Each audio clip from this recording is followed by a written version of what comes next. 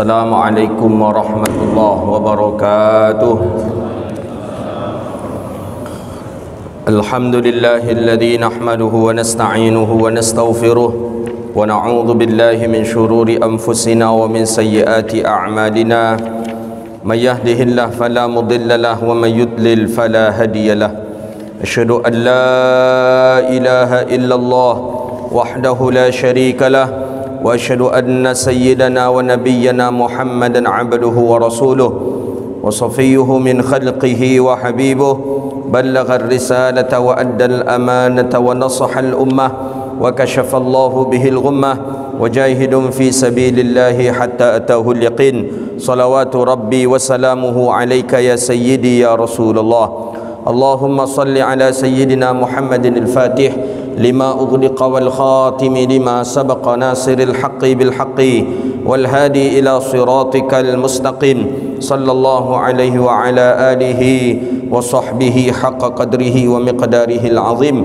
Allahumma bika asbahna wa bika nahya wa bika namut wa ilaikan nusyur. Asbahna ala fitratil Islam wa ala kalimatil ikhlas wa ala dinin nabiyuna Muhammadun sallallahu alaihi wasallam. Radina billahi rabba wa bil islami dina wa bi Muhammadin sallallahu alaihi wasallam nabiyya wa rasula, amma ba'du. Puja dan puji syukur kepada Allah. Alhamdulillah, di waktu yang mulia ini Allah masih izinkan kita untuk datang ke rumah Allah untuk melaksanakan salat fardu subuh secara berjamaah, kemudian dilanjutkan dengan majlis ilmu. Mudah-mudahan yang kita lakukan hari ini diterima oleh Allah Subhanahu wa taala dan diberi pahala dengan pahala yang berlipat ganda. Amin ya rabbal alamin. Salawat dan salam kepada Nabi yang agung, Nabi yang mulia, Rasulullah Muhammad sallallahu alaihi wasallam. Allahumma salli wa sallim ala nabiyyina Muhammadin wa ala alihi wa sahbihi ajma'in. Salawatu rabbi wa salamuhu alaika ya sayyidi wa ya habibi ya Rasulullah.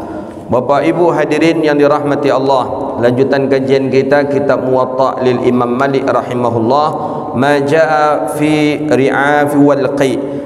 Masalah daripada mimisan dan qai ni muntah. Jadi bagaimana hukum solat orang yang mimisan? Mimisan kalau bahasa kita ini keluar darah. Darah keluar daripada hidung atau muntah. Membatalkan wuduk kah atau tidak? Membatalkan salat kah atau tidak? Dia ada yang membatalkan salat tapi tidak membatalkan wuduk. Ada yang membatalkan wuduk tapi tidak membatalkan salat. Dia ada seperti itu. Maka fikih tu wasi', fikih tu lapangnya. Contoh, ketika seseorang yang ketika dia tertawa terbahak-bahak, dalam mazhabnya Imam Hanafi, salat batal disebabkan karena wuduk juga batal. Dalam mazhab Syafi'i, salatnya batal, wuduknya tak batal. Orang yang berbicara dalam salat, salatnya batal, wuduknya tak batal.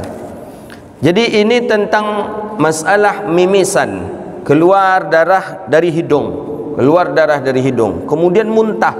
Apakah muntah ini membatalkan wuduk atau tidak? Muntah yang kita sendiri atau muntah daripada orang lain, terkena kita. Umpama anak muntah, terkena pakaian kita, pakaian ini dihitung pakaian bernajis atau tidak? Ini Imam Malik akan menjelaskan hadisnya kepada kita insya-Allah. Qala, hadis pertama, Bismillahirrahmanirrahim. An Malik an Nafi' an Abdullah bin Umar. Ini silsilah daripada gurunya Imam Syafi'i. Mazhab kita lewat seperti ini juga ada jalur sanadnya. Imam Syafi'i berguru ke Imam Malik, Imam Malik berguru ke Imam Nafi', Imam Nafi' berguru ke Abdullah bin Umar, Abdullah bin Umar berguru langsung ke Rasulullah sallallahu alaihi wasallam. Imam Syafi'i, Imam Malik, Imam Malik kepada Imam Nafi', Imam Nafi' Abdullah bin Umar, Abdullah bin Umar langsung ke Rasulullah sallallahu alaihi wasallam. Ada orang yang gagal memahami tentang mazhab. Dia gagal memahami mazhab. alumni, ya, alumni Timur Tengah, S1, S2, S3 nya alumni Madinah. Katanya ahlul hadis, tapi memahami mazhab saja bingung nih. Kenapa? Sudah ada terjadi khilafiyah itu dari zaman sahabat, tapi tak ada sahabat membuat mazhab Bakriyah kata ni. Tak ada Abu Bakar membuat mazhab Abi Bakriyah. Tak ada pula kelompok Uthman membuat Uthmaniyah. Tak ada pula kelompok Umar membawa. Ni orang ni bingung ni. Masa sekelas doktor saja tak faham membahas masalah mazhab itu. Mazhab itu kan jelas itu. Mazhab yang mu'tabar dengan yang tidak mu'tabar. Yang tak mu'tabar berarti tidak begitu diakui tentang mazhabnya lagi. Apa penyebabnya? Karena penyebabnya bahwa secara jailum ba'da jail, secara turun-temurun tidak ada lagi yang penerus mazhab ini. Jadi dulu mazhab tu banyak. Ada mazhabnya Abdullah bin Abbas, ada mazhabnya Sifulan, ada mazhab Sifulan. Tapi kenapa yang mu'tabar cuma yang 4 ini? Ya karena turun-temurun yang masih ada yang terpelihara sampai hari ini, yang terjaga itu cuma 4. Dari mana bukti terjaga? Karangannya.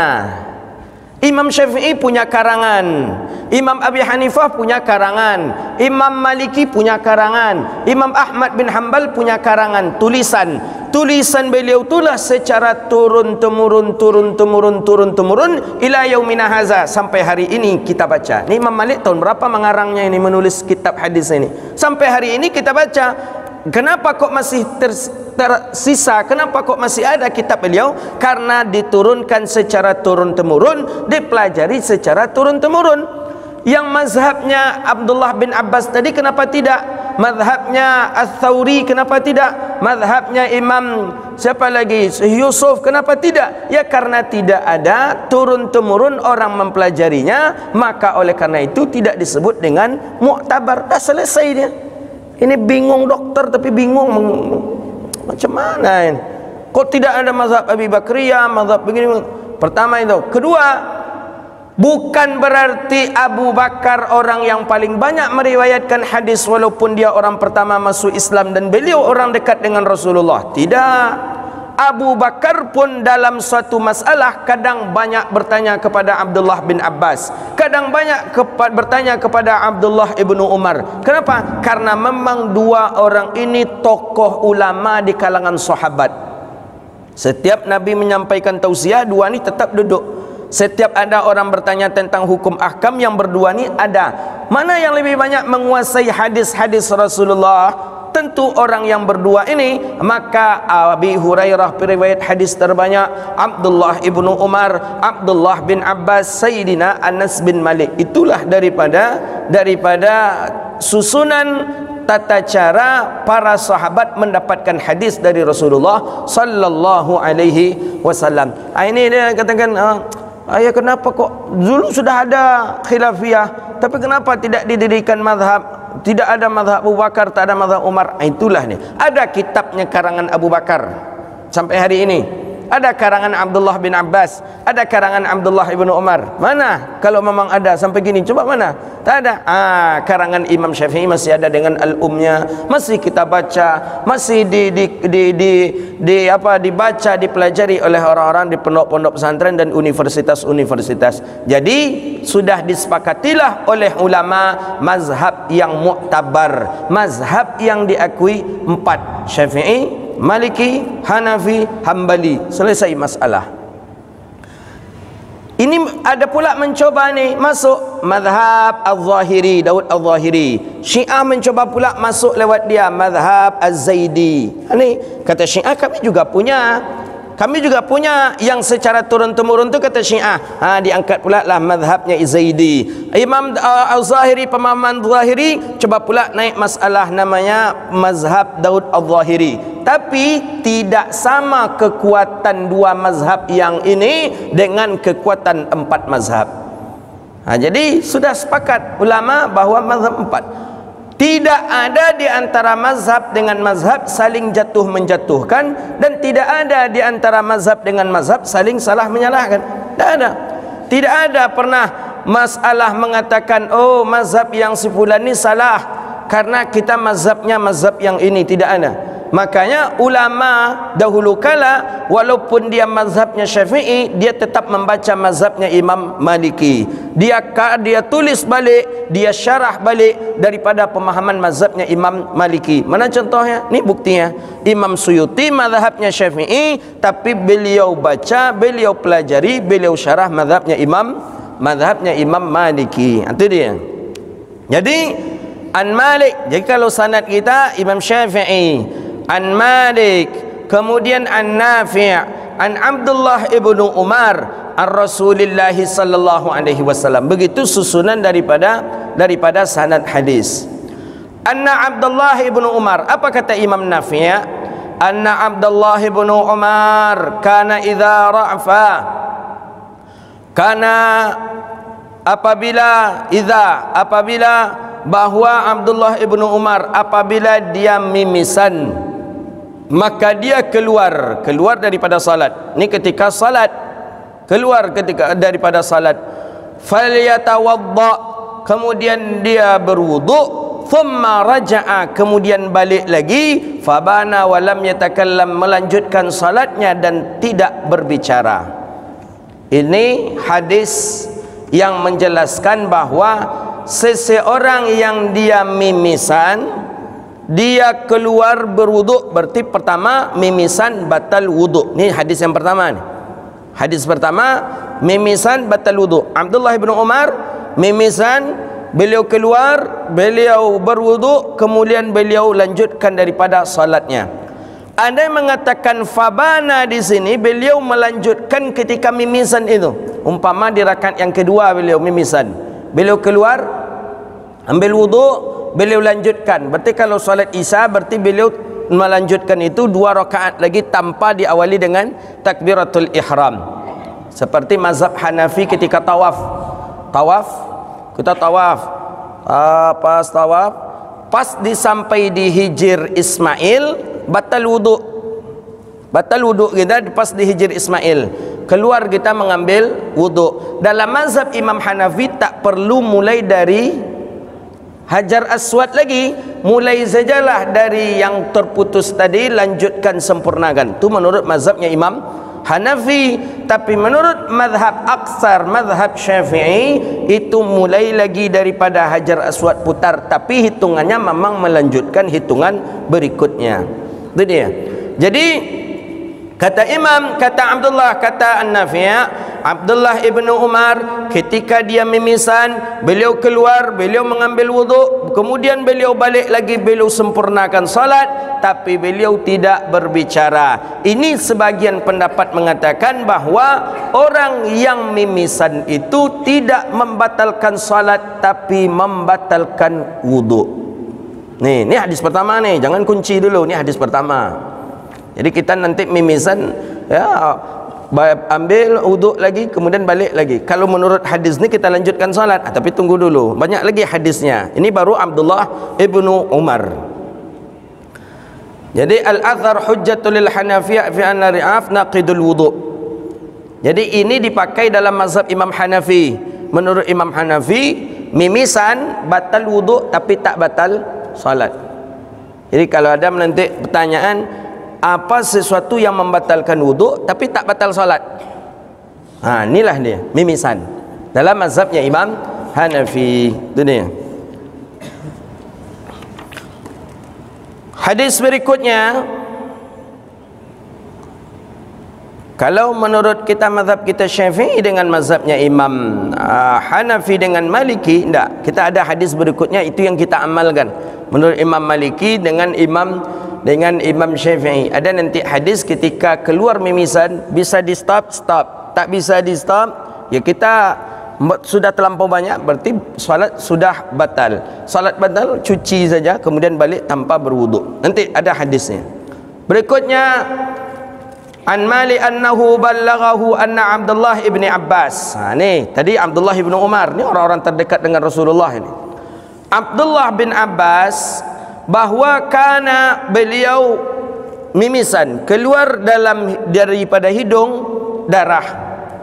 Beliau sedang salat, fayakhruj, kemudian beliau keluar, fayaghsilud dam, beliau cuci darah, kemudian beliau kembali melaksanakan salat ala ma qad shalla, tanpa beliau berwuduk. Abdullah ibnu Umar berwuduk kemudian salat ketika mimisan. Abdullah bin Abbas tidak.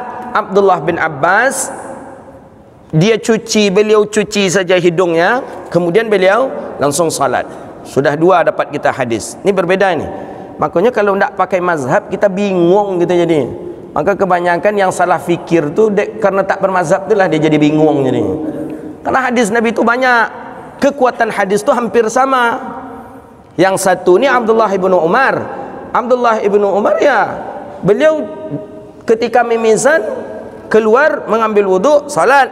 Abdullah bin Abbas kekuatannya sama.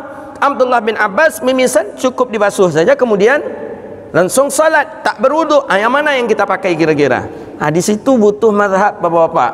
Di situ butuh mazhab. Makanya teman-teman kita tu salah fikirnya. Itu makamnya salah fikir, akhirnya mereka karena tak bermazhab salah fikir. Yang mana kalau mak dia awak aja lah ambil katanya lah. Itu masalah ini. Itu timbul masalah. Maka kita hadis tu banyak, hadis Rasulullah SAW banyak. Jika kita tengok hadis yang ketiga, An Malik An Yazid ibni Abdullah al-Qusaiti al-Laysi annahu ra'a Sa'id ibn al-Musayyab ra'afa wa huwa yusalli bahwa Sa'id ibn al-Musayyab itu mimisan. Sa'id ibn al-Musayyab kemarin tabi'in, sudah kita sebutkan beliau mimisan, wa huwa yusalli, dan beliau salat. Fa'ata hujrata Salamah, setelah itu tu beliau mendatangi biliknya, ruangannya Ummu Salamah, isteri Nabi SAW. Kemudian Ummu Salamah fa'ata biwudu fatawadda, kemudian Ummu Salamah memberikan air wudu, kemudian beliau balik untuk melaksanakan salat. Sa'id ibn al-Musayyab tabi'in lagi nih. Tadi sahabat Abdullah ibn Umar batal wudu mimisan. Abdullah ibn Abbas tak batal wudu mimisan. Ini tabi'in lagi. Tabi'in Sa'id ibn al-Musayyab mengambil wudu, kemudian melanjutkan wuduknya, melanjutkan daripada salatnya. Kita bahas yang mana dalam mazhab Syafi'i. Dalam mazhabnya Imam Abi Hanifah hadis Abdullah ibnu Umar. Abi Hanifah mazhab Hanafi mengambil dalil kepada hadis Abdullah ibnu Umar bahwa apabila mimisan keluar darah daripada hidung maka wuduk batal, maka seseorang mesti mengambil wuduk barulah dia untuk melaksanakan salatnya. Adapun menurut mazhabnya Imam Maliki dan mazhabnya Imam Syafi'i itu mengambil pendapat daripada hadis riwayat Abdullah bin Abbas. Ketika mimisan, selagi mimisan tadi masih bisa ditutup dengan sesuatu, mungkin dengan ridaknya, selendangnya, ternyata banyak, tak mungkin ia basuh keluar dia daripada salat, ia basuh mimisan tadi, ia keringkan, kemudian barulah dia salat. Dalam arti kata, menurut mazhab Maliki dan Syafi'i, mimisan tidak membatalkan wuduk. Itu dia. Itu dalam mazhab kita Syafi'i. Kemudian bagaimana dengan muntah tadi? Annal qai'ul fahish, muntah dan darah menurut mazhab Imam Hanbali. Ini menurut Imam Hanbali lagi nih. Imam Hanafi jelas pakai riwayat hadis yang tadi, yanqadanal wudu' indal Imam Ahmad. Menurut Imam Ahmad bin Hanbal dalam mazhabnya Imam Hanbali bahwa orang yang mimisan dan orang yang muntah maka batal daripada wuduknya. Jadi muntahnya batal wuduk. Dalam mazhab Syafi'i ada dua qaul. Qaul mengatakan sebagian ucapan mengatakan bahawa batal wuduk, tapi sebagian mengatakan tidak. Tapi lebih banyak pendapat mengatakan bahawa muntah itu tidak membatalkan wuduk, tapi membatalkan salat dalam mazhab Syafi'i. Ada dalam kitab namanya Nihayatuz Zain, Imam Nawawi Al-Bantani. Itu jangankan untuk muntah dalam mazhab Syafi'i, terasa saja kita apa nama itu, awak siap makan durian, ada keluar apa nama itu, Sendawa, sendawa bahasa awak. Ada kalau bahasa Indonesia apa? Sendawa. Sendawa. Terasa kita kan? Dalam mazhab Syafi'i ada sebuah qaul mengatakan itu termasuk membatalkan solat. Sebagian mazhab Syafi'i, tapi sebagian mengatakan tidak. Maka sebisa mungkin kita tahan-tahan. Makanya jangan sampai memakan sesuatu yang mengeluarkan baun-baunan atau membuat gas ketika sebelum kita solat. Bagus kita hindarkan. Lebih elok kita hindarkan. Apa contohnya? Seperti minum tetalu tapai umpama kan. Malam tadi di duri dihidangkan dari kawan tetalu tapai. Itu bu sebantai bu. Kalau sedang salat terasa tapai itu ada kaul mengatakan itu batal salat kita. Apalagi dengan durian. Atau umpamanya jengkol akan terasa itu. Pas ada kaul mengatakan batal daripada salat kita. Karena tadi sudah ada apa? Ada zauq, rasa yang kita terima daripada mulut kita tadi itu. Apalagi kalau kita sengaja, ini kan ada orang bisa disengaja dikeluarkan balik macam unta kan, dia makan makanya kaluan bulu balik deh. Ada orang yang macam itu dah batal salatnya. Jadi al-qai muntah ya dalam mazhabnya Imam Hambali dan Hanafi yanqidul wudu' batal wudu'. Jadi Imam Hambali dengan Imam Hanafi memakai hadis daripada hadis riwayat Abdullah ibnu Umar. Sedangkan mazhab Maliki dan mazhab Syafi'i memakai daripada qaulnya Abdullah bin Abbas. Itu dia.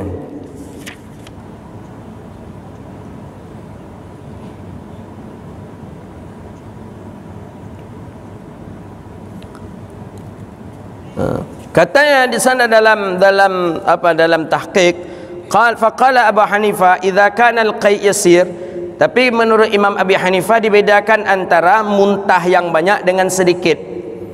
Idzal qai'ul yasira, apabila muntah itu sedikit, fa innahu la yanqid, maka itu tidak membatalkan. Jadi kalau muntah itu sedikit maka dia tak batal. Tapi kalau muntah tu banyak maka itu membatalkan menurut mazhabnya Imam Abi Hanifah, mazhab Hanafi. Wa in kana dudan, kalau seandainya yang keluar itu daripada ulat, macam mana umpamanya berisi muntahnya itu. Ini kalau muntahnya muntah air saja itu dianggap muntah yang sedikit. Tapi kalau muntah, maaf ya, kalau muntahnya itu muntah yang berisi, ya kaldut seperti ulat atau seperti sesuatu ya seperti biji-bijian atau potongan-potongan daging yang keluar. Mungkinnya makan daging tadi mungkin. Makan daging keluar dengan muntahnya itu berisilah muntahnya tadi. Mohon maaf. Bagaimana itu? Apakah itu yang membatalkan wudhu yang dimaksud? Ya, itu sudah namanya muntah yang banyak. Kalau muntah yang sedikit berarti air saja. Tapi kalau sudah dengan ada isinya berarti itu dikategorikan muntah yang banyak. Nabi kita menganjurkan beberapa hal yang Nabi anjurkan kita memang ada sesuatu yang dimuntahkan. Ya di antaranya seseorang mimpi buruk, mimpi makan bangun dia, kalau bisa muntahkan. Kalau tidak bisa, itulah cukup dengan menghirup daripada jari jemari kita mimpi makan, tidur umpamanya mimpi makan, lezat betul makan itu, lama betul makan tu, mungkin makan ku lah jarang gitu dapat mungkin kan, lama makan enak. Pas bangun sadar kita rupanya tadi mimpi makan, itu bahaya itu tanda ada sihir di tubuh kita, ada jin. Dianjurkan Nabi pertama kali untuk kita muntahkan. Tak sanggup kita untuk memuntahkan, kan muntah ini kan payah juga nih, congkel harus kita congkel, muntahkan. Tak sanggup memuntahkan, hisap jari jemari kita, ludahkan ke sebelah kiri sambil membaca a'udzu bikalimatillahi tammati min syarri ma khalaq la yadurruhu syaitan maka syaitan tidak akan bisa memberi mudarat kepada kita. Sihir orang tak mampu, sihir syaitan tak mampu, orang nak mengganggu, jin nak mengganggu tubuh kita tak mampu. Maka itu dianjurkan kita memuntahkan lagi. Jadi mimpi makan termasuk tak elok. Mimpi makan apa pun, walaupun makan daging kambing, tetap tak elok. Tapi kalau mimpi makan makanan dari surga, bagus. Siapa yang mimpi makanan surga kemudian dia tak makan lagi? Ada seorang waliullah, dia mimpi malam tu dapat hidangan daripada surga, makanan surga. Dia makan sebanyak-banyak, dia habiskan. Tak pernah dia makan setelah itu lagi, karena tak rasa lapar. Kalau makanan tu tak apa-apa. Tapi kalau makanan-makanan yang selain daripada makanan surga, buang lagi, tak elok. Mimpi makan termasuk mimpi buruk itu. Kalau mimpi minum, ada mengatakan tidak termasuk mimpi buruk. Tapi tengok pula mimpi minumnya, minum ayu apa. Kalau ayu susu, ayu teh tu ya okey lah. Tapi kalau mimpi minum ayu boncanya, mimpi buruk namanya itu. Muntahnya lah itu tu. Jadi kalau tak bisa muntah, kemudian dianjurkan kita muntah oleh Nabi SAW malam tadi dalam hadis Bulughul Maram, dalam syarahnya itu Ibanatul Ahkam itu minum dalam keadaan berdiri. Kita kan biasa kadang kan, memang ulama khilaf tentang minum berdiri. Ada ulama mengatakan boleh minum berdiri, ada ulama mengatakan haram minum berdiri. Satu lagi ada ulama mengatakan hukum minum berdiri itu makruh, seperti kebanyakan daripada kaul aksar ulama, dengan dalil hadis Abdullah bin Abbas dalam hadis Sahih Muslim, Nabi pernah minum berdiri ketika minum Zam-Zam. Tapi ada dikuatkan hadis oleh Rasulullah. Apa dikuatkan, ditunjang oleh hadis itu? Dikuatkan oleh hadis, siapa yang minum dalam keadaan berdiri, maka hendaklah dia memuntahkannya kembali. Itu hadisnya juga kuat. Itulah hadis itu penunjang hadis yang mengharamkan minum berdiri itu. Ya, walaupun ada kaul pendapat ulama mengatakan minum berdiri tadi hukumnya makruh, tapi karena ada hadis yang satunya penopang. Jadi kalau hadis ni satu tapi banyak yang apa namanya istilahnya itu, penunjang kekuatan, maka hadis ini jadi kuat dia. Hadis masalah kunut 21 hadis. 21 hadis memang banyak hadisnya hadis-hadis dhaif, tapi hadis dhaif yang satu atau mungkin hadis dhaif yang berapa banyaklah umpamanya, tapi ada hadis sahih yang menguatkan, maka dia jadi kuat dia. Makanya Imam Syafi'i lebih mengambil hadis itu. Imam Syafi'i tak pernah meninggalkan kunut seumur hidup, karena mengambil kepada patokan hadis. Nabi pun tak meninggalkan kunut daripada kunut subuh. Oh, pernah Ustaz ketika Imam Syafi'i ziarah ke makam Imam Abi Hanifah, ya mungkin itu saja istisna'nya, pengecualiannya. Tapi selain daripada itu, kita tidak pernah mendengar dan menjumpai ada kisah menjelaskan Imam Syafi'i pernah meninggalkan daripada kunutnya. Maka Imam Syafi'i, Imam Malik gurunya juga berkunut. Imam Malik berkunut, cuman kunutnya Imam Malik setelah membaca ayat sebelum rukuk. Nanti akan kita jumpai dalam kitab Muwatta ini. Sebelum rukuk, itu mazhabnya Imam Maliki. Datang ke Sudan, orang Sudan kunutnya setelah baca ayat. Jadi setelah baca ayat sebelum rukuk atau kunut mereka. Umumnya mazhab Maliki seperti itu. Sudan, daerah Tunisia, itu kunut mereka. Adik kita mazhab Syafi'i, kunut kita lakukan setelah ruku'. Qala hadis an Abdullah ibni Harmalah al-Aslami annahu qala ra'aitu Sa'id ibn al-Musayyab, bahwa aku melihat Sa'id ibn al-Musayyab, beliau mimisan fayakhruju minhu dam, keluar darah daripada hidungnya, hatta taqtadabal asabah, sehingga beliau menutup sehingga habis daripada jari jemari beliau oleh darah. Beliau gekokan juga habis darah, habis darah daripada hidungnya. Kemudian beliau salat dan beliau tidak berwudu. Ini juga dipakai dalam mazhab kita Syafi'i. Berikutnya annahu ra'a an Malik an Abdurrahman annahu ra'a Salim ibni Abdullah. Salim bin Abdullah, Salim ini cucu Umar ibn al-Khattab. Beliau seorang ulama, anak daripada Abdullah ibn Umar. Abdullah ibn Umar, Salim ni anak Abdullah ibn Umar ibn al-Khattab, cucunya Umar ibn al-Khattab. bahwa Abdullah Salim ra'a Salim bin Abdullah. Salim bin Abdullah Abdurrahman ini menengok cucunya Umar ibn al-Khattab, anak daripada Abdullah ibn Umar, keluar darah daripada hidungnya, sehingga habislah daripada jarinya oleh darah. Thumma, kemudian dia ditutup. Thumma yusalli wa la yatawadda. Ini dalam mazhab Syafi'i. Selagi bisa kita tutup dalam salat, tak apa-apa, tutup saja, tetap kita melanjutkan salat dan tidak kita mengambil wudu.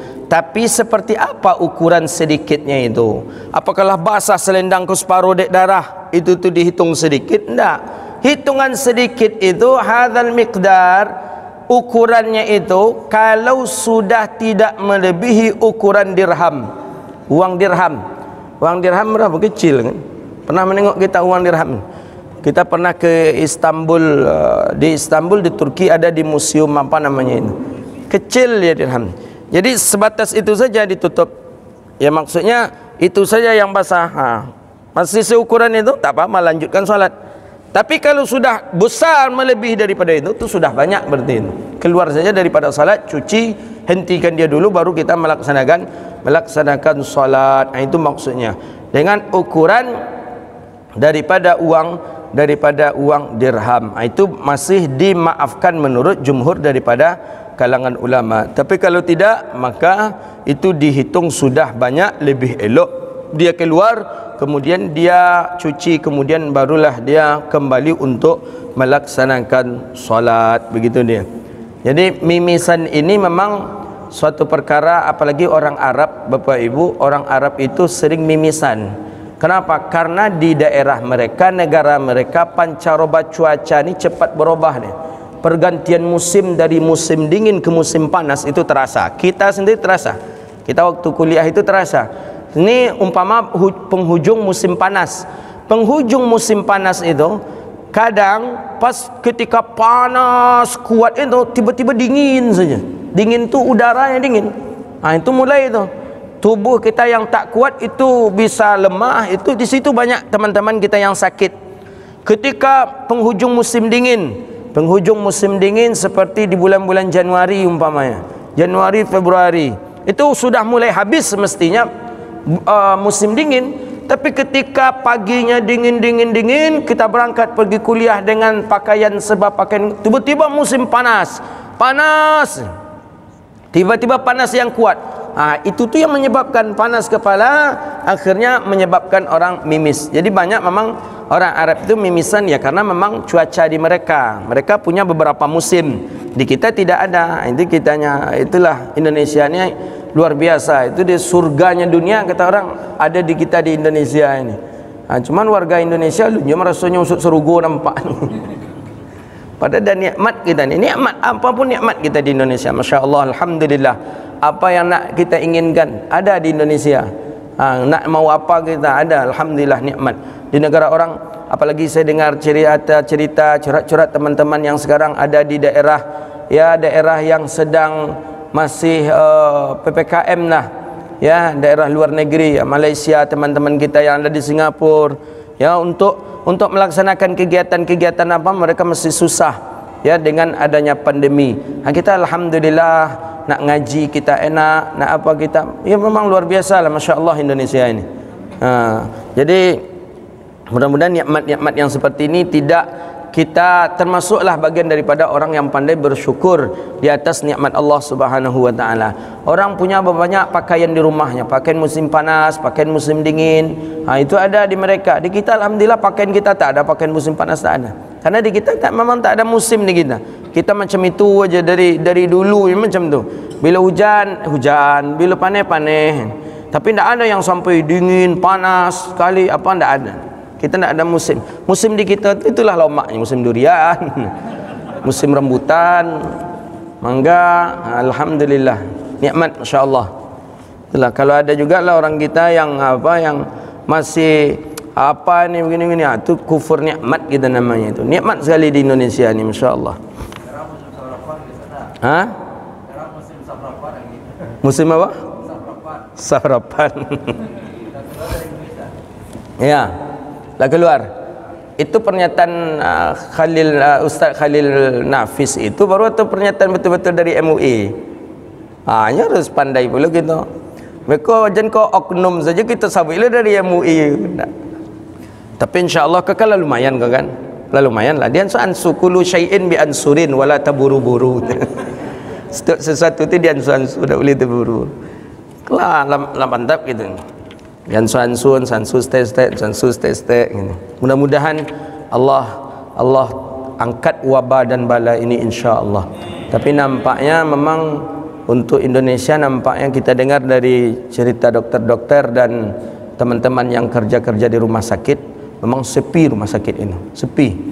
Jadi ada rumah sakit ini yang memang kasihan juga kita. Rumah sakit ini awalnya akan dijadikan dan diminta untuk menjadi rumah sakit COVID. Rupanya COVID menurun. Itulah banyak dirubah, banyak direnovasi, dah habis. Ada rumah sakit seperti itu. Ya, dia bercerita, wah kami tak dapat, kami yang musim nan tadi itu tak dapat dinya dah gitu dia. Tak dapat dinya dah. Baru dirombak, dengan dirombak habis juga lah duit BM untuk apa. Rupanya COVID menurun. Jadi dari situlah mu baru mengambil kesimpulan, rupanya ya rasa-rasamu pasti orang yang punya rumah sakit pasti doanya macam mana orang sakit banyak ke rumah sakitnya. Gitu dia. Nah, ya Allah, ya kalau doanya ya Allah banyakkan orang sakit ya Allah, banyakkan orang sakit ya Allah, itu zalim doanya itu. Rasa saya mungkin tak seperti itu doanya, tapi ya Allah ramaikanlah rumah sakit kami ya Allah. Tapi itu ya tiba tu ya kan. Ya Allah ramaikanlah rumah sakit kami ya Allah, banyaklah rumah sakit kami dikunjungi orang ya Allah. Itu doa. Yang cik lain doa ya Allah banyakkanlah orang sakit ya Allah, banyakkan orang sakit ya Allah. Tu nampak kali zalim doanya. Tapi doa yang kedua pun tak zalimnya tiba tu. Itu ya tiba kan ramai orang berkunjung tak ya Allah. Orang yang berkunjung ke rumah sakit tu pasti orang sakit. Ni tu Jadi tak dapat dah. Jadi kini itulah mulai kosong. Ya belum terpakai. Jadi kata dia yang kami ni belum terpakai ni ustaz kata ni. Ya mudah-mudahan lah paknya. Tapi jangan dapat doa anda tiba COVID balik ke Cik Mabula. Doakanlah habis COVID ini, habis bala dan wabah ini insya-Allah. Tapi kita optimis nampaknya Indonesia semakin membaik. COVID ini nampaknya orang cuma pasti saya rasakan, saya sendiri merasakan dan orang-orang yang lain pun pasti merasakan ketika terasa macet itu pasti nikmat PPKM. Iya enggak? Jujur aja lah iya. Saya dari rumah nak ke pintu tol itu mungkin hampir 1 jam ada. Kita kemarin dari rumah dekat sekali. Baru nak masuk ke Arengka macet sampai SKA, putar balik arah Arifin masuk ke Sudirman macet pula. Ketika itu terasa kalau PPKM sekondak hati awak aja memijak gas dia. Itu dia. Jadi terasa juga. Cuma mudah-mudahan tak pula ada orang berdoa di PPKM lah balik ya Allah. Jandaknya ada berdoa macam itu. Jadi macet-macet tu ya nikmati aja lah. Itu tanda sudah sehat lah kita berarti itu insya-Allah. Cuman bagaimanapun kan itu dihimbau tetap oleh pemerintah, jangan kita lengah, jangan kita jangan kita lengah, jangan kita cuai, masker tetap harus untuk kita pakai. Hadis terakhir an Hisham ibni Urwah. Jadi kalau ditutup banyak dia keluar, tetap apa? Tetap lanjutkan salat. Annahu dakhala Umar. Kita habiskan hadis ini. Besok hadis tentang apakah keluar mazi itu wajib berwudu atau tidak. Itu besok lagi. Mazi dia kan ada mani, ada mazi, ada wadi. Ini mazi besok insya-Allah. An Hisham ibni Urwah an abihi. Hisham ibni Urwah an abihi an al-Musawwar ibni Makhramah akhbarahu annahu dakhala ala Umar ibn al-Khattab. Ada namanya Musawwar, ya. Ada Musawwar ibni Makhramah radhiyallahu anhu, datang dia kepada Umar ibn al-Khattab radhiyallahu anhu pada malam hari. Ketika malam itu Sayyidina Umar kena tusuk. Umar ibn al-Khattab ada beberapa kali kena tusuk, tapi yang tusuk parah tu beliau ketika salat ditusuk oleh Abu Lu'lu'ah minal Majusi dengan tombak, tembus tombak itu. Tapi karena khusyuknya salat sahabat Nabi sangat jauh berbeda dengan kita, sehingga beliau santai saja. Kalau tak salah ketika di malam hari daripada salat Isya kalau tak salah itu, dan beliau melaksanakan salat sunat ketika malamnya. Jadi ketika ditombak itu malam hari itu tembus, tapi beliau tetap melaksanakan salat, khusyuknya tak terasa sedikit pun. Setelah salam baru terasa sakit itu. Begitu juga Sayyidina Ali bin Abi Thalib, itu khusyuknya salatnya para sahabat Nabi. Jadi ditombak pun tak terasa. Kita digigit nyamuk aja lah risau salat, hilang khusyuk gitu. Ketika terlukanya sahabat Umar ibn al-Khattab, fa'ikadha Umar li salati subhi, kemudian Umar bangun, Umar untuk melaksanakan salat subuh. Faqala Umar, na'am wala hadza fil Islam. Jadi kata sahabat, Umar, bukannya engkau ini berdarah, itu darah engkau mesti keluar. Bukannya engkau tak usah salat. Umar langsung menjawab, wala hadza, tidak ada alasan dalam Islam untuk orang meninggalkan salat. Fasalla, kemudian Umar ibn al-Khattab salat, dan darah pun masih keluar daripada daripada tutupan atau daripada tutupan yang luka daripada Umar ibn al-Khattab. Jadi terkena tusuk, kemudian beliau tutup, tapi darah tetap banyak keluar, banyak, kemudian tetap beliau melaksanakan salat. Itu dalil dalam mazhab kita, boleh tidak apa-apa tapi harus ada usaha untuk menutup. Jadi tidak ada rukhsah sedikit pun untuk kita meninggalkan salat. Hadis terakhir, an Malik an Yahya ibni Sa'id anna Sa'id ibn al-Musayyab qal ma tarawna fi man ghalabahu dam,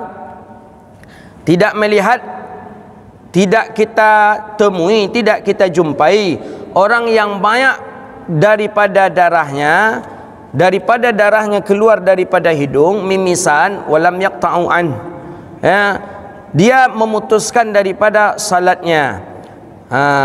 Begitu dia. Qala Malik, bagaimana? Dzalika ahabbu man sami'tu ila dzalik. Jadi maksudnya hadis ini bahwa tidak mesti harus kita batalkan daripada salat kita, tidak mesti harus kita putuskan daripada salat kita ketika darah itu keluar. Bisa kita tahan, tak bisa kita tahan, keluar, cuci, kemudian langsung melaksanakan salat tanpa harus berwuduk kembali. Hadza wabillahi at-taufiq, wallahu a'lam bissawab. Ada pertanyaan? Silakan. Iya, betul.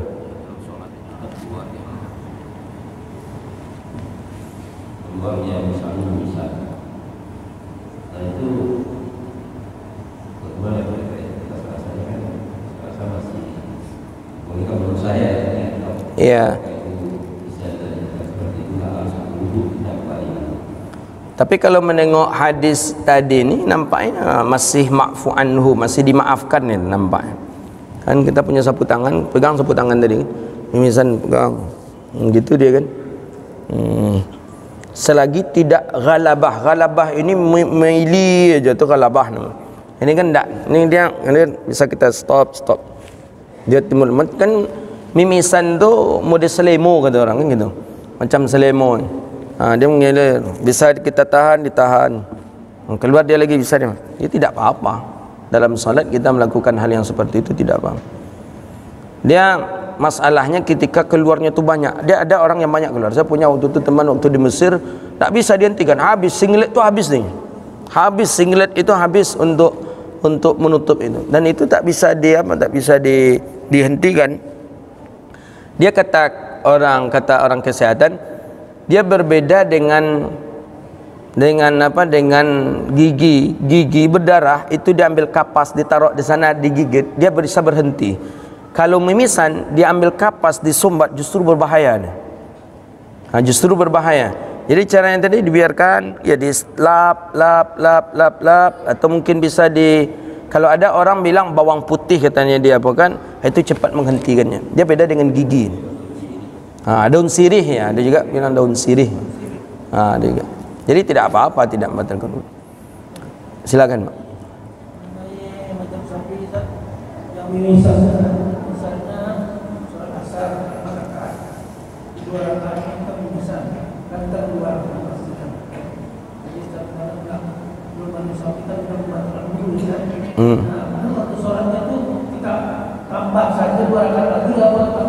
Nah, kalau dalam mazhab kita Syafi'i, kita mesti harus untuk mengulangnya lagi. Karena dalam mazhab Syafi'i, kalau sudah keluar daripada salat, maka itu sudah membatalkan daripada salat. Jadi membatalkan salat tidak membatalkan wuduk. Jadi harus diulang daripada salat kita kembali, walaupun memang wuduk kita tak batal. Tapi menurut qaul dalam sebagian Hanafi, dia kembali itu dia melanjutkan daripada salatnya saja, tidak dia untuk mengulangnya lagi. Itu sama muntah dalam mazhab Syafi'i begitu juga, ketika salat batal berarti salat kita. Ya, salat batal, kita keluar kumur-kumur, kalau nak melanjutkan memulailah daripada pertama kembali, gitu deh. Ada yang lain? Dah, nah. Alhamdulillah telah faham ini, tinggal mengamalkan aja kita lagi, insya-Allah. Baik, itulah kajian kita. Mudah-mudahan bermanfaat dan Allah berkahi kehidupan kita dunia wal akhirah. Rabbana atina fid dunya hasanah wa fil akhirati hasanah wa qina adzabannar. Allahumma faqihna fid din wa 'allimna ta'wil wahdina ila siratikal mustaqim. Rabbana hab lana min ladunka rahmatan wa hayyi lana min amrina rashada. Allahumma a'izzal islam wal muslimin. Allahumma ansuril muslimin fi kulli makan ya rabbal alamin. Rabbana hab lana min ladunka rahmatan wa hayyi lana min amrina rashada. Rabbana atina fid dunya hasanah wa fil akhirati hasanah wa qina adzabannar. Wa sallallahu ala nabiyyina Muhammad wa ala alihi washabihi ajma'in. Subhanakallahumma wa bihamdika asyhadu an la ilaha illa anta astaghfiruka wa atubu ilaik. Walhamdulillahi rabbil alamin. Demikian, mohon maaf, wabillahi taufiq wal hidayah wa ridha wal inayah. Assalamualaikum warahmatullahi wabarakatuh.